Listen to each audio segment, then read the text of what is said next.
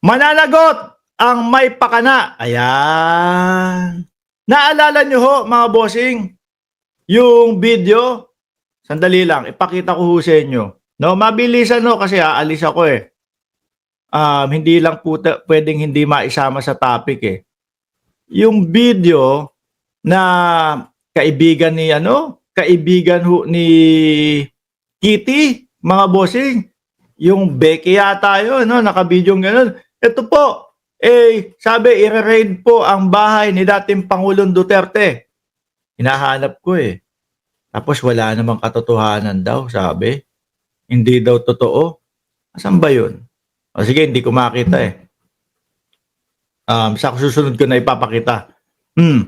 Ngayon no, mga kababayan, hinahanap po kung sino ang may pakana nun. Ang una ko lang naman nung nakita, no?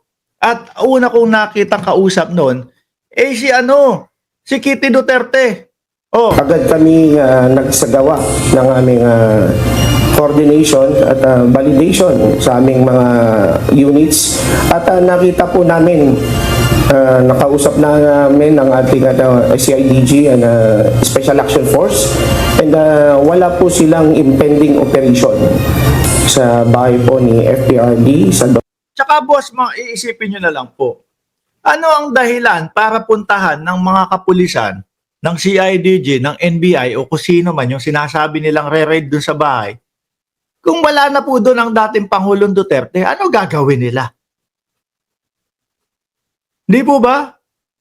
So wala ho. Ang tingin ko dito, mga nagpapapansin na lang ho. No? Ipinapamuka o gustong ipamuka sa mamamayang Pilipino na sila ho ay ginigipit ng gobyerno ng Pilipinas at ng mga kapulisan. Wala naman. So gagawa-gawa ho ng mga istorya, mga bossing. Di po ba? Dona Luisa. Kaya immediately na-determine namin na ito ay isang false information.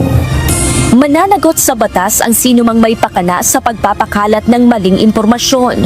Sa umano'y gagawing search sa mga bahay o pag-aari ni dating Pangulong Rodrigo Roa Duterte sa Davao City na nagdulot ng pangamba sa publiko. Ayon sa Police Regional Office 11, di ba? Magdudulot po talaga na. Tingnan nyo, pinatawag nila yung mga kapitbahay nila. So, punta po kayo dito. Don't worry, Kitty. Nandito na ang mga Davaoeños para sa inyo. Ibang klase. Tuloy. hindi nila ipagsasawalang bahala ang mga gawaing katulad nito na makakagulo sa peace and order sa Davao City at sa buong rehiyon. Ito na. Mukhang pati si Kitty ay... Kapag napatunayan na si Kitty Duterte ang nagpakana nito, mga bossing, nako, malamang ho, pati siya, longko. Biruin mo, tatay, longko. Si Inday, nanganganib na malongko. Si Pulong, may kakaharapin. Baka malongko din.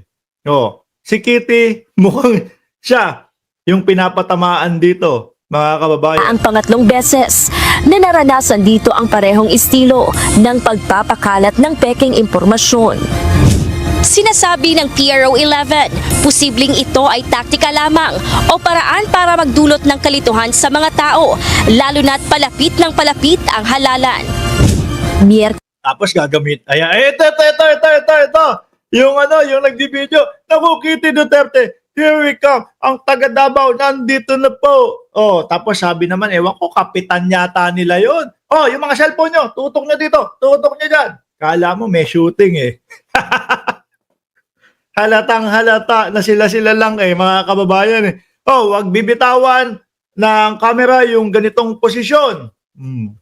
Diyos ko, akala kasi ni Kitty ganoon na lang. Yan, kaibigan ni Kitty yan. Kulas ng gabi nang kumalat sa social media na may gagawin umanong raid sa bahay ng dating Pangulo. Kaya agad na dumagsa ang mga taga-suporta sa kanyang bahay upang magbantay.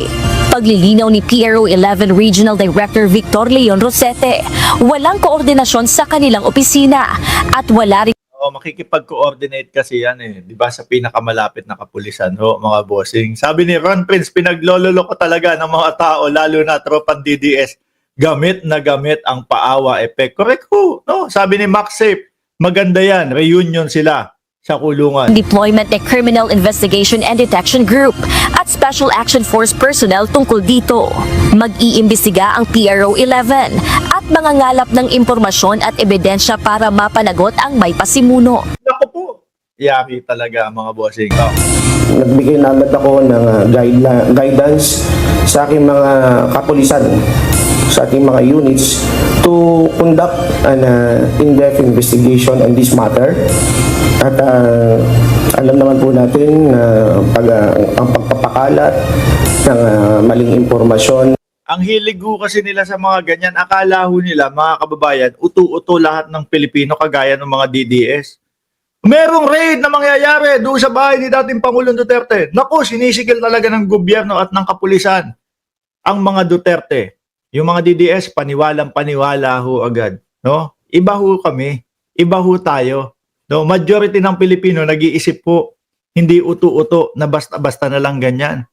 O bakit ko ho nailagay diyan sa titulo na baka pati si Kitty Duterte makulong? Kung mapatunayan ho, dahil nakikita natin doon sa mismong live nung si Bading na si Kitty Duterte ang kanyang kausap, no? Baka nga kapag ka napatunayan na yung mga ginagawa nilang ganitong kaguluhan, pati si Kitty makulong. Kumpleto. Makukumpleto sila dun. Mga boss, chief, amo, sir, gaya po ng aking sinabi, hindi na muna ako magtatagal, ano? Doon sa mga hindi ko na i-shoutout, pasensya na po, no? Nagmamadali, aalis, no? Maraming salamat and God bless po. Huwag niyong kalimutan na mag-like, mag-subscribe, and mag-share. Paalam hanggang sa muli.